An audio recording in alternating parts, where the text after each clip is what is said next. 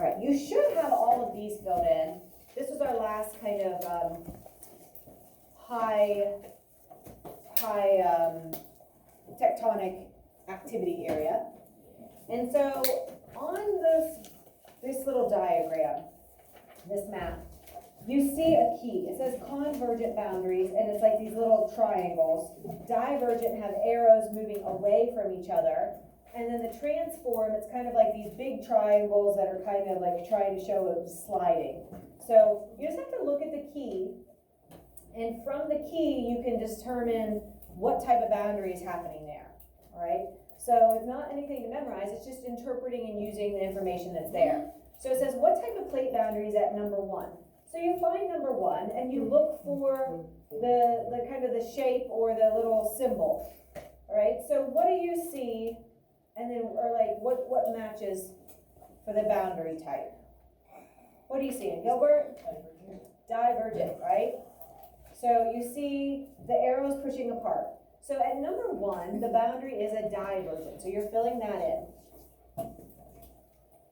Okay, so the feature at this specific location is showing the mid-Atlantic ridge, right? Because here's Africa and Europe, here's North America, South America, so this is the Atlantic Ocean, and this is the mid-Atlantic ridge that is showing that whole 10,000-mile range.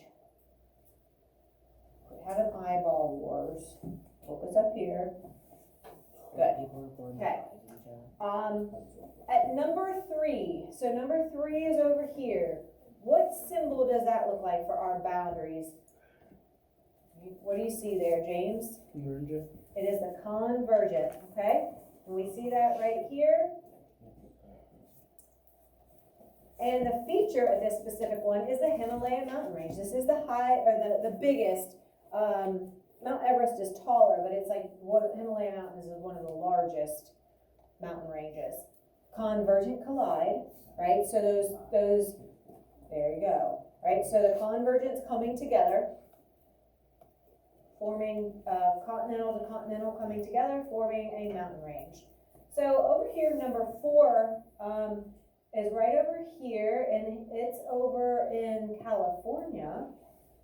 What do you see? What does that look like right here, actually? It's a little bit fuzzy, I get. Which one haven't we used yet? Divergent. What? Divergent. Convergent. Transform. There we go. How about this transform? Right?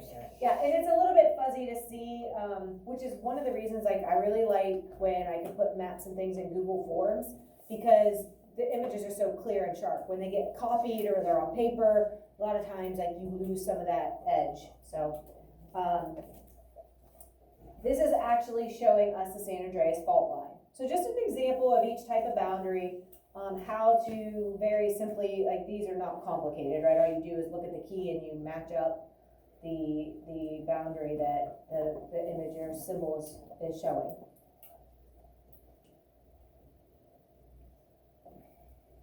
Okay. All right, and our final slide. Here's how we used to collect this data. It was through studying magnetic characteristics of rocks, studying volcano and earthquake data. That's how we started, obviously, getting a lot of this information. Now we've gotten a little bit more high tech. We can use lasers and satellites, and through that process, we're able to measure the plate movement. Some can move up to 12 centimeters a year. Remember, a centimeter is like about as wide as my pinky, so it'd be 12 pinkies of mine put all together. That's how much a plate can move a year. And current data shows right now Hawaii is moving towards Japan at a rate of 8.3 centimeters a year, and the New England states are moving westward at a rate of 1.7. So not very much movement at all, but still some. Yes? West is going towards that California, yeah, so it's moving towards our continent, yes. Okay? All right, so, stop these. Let's go back and take a look at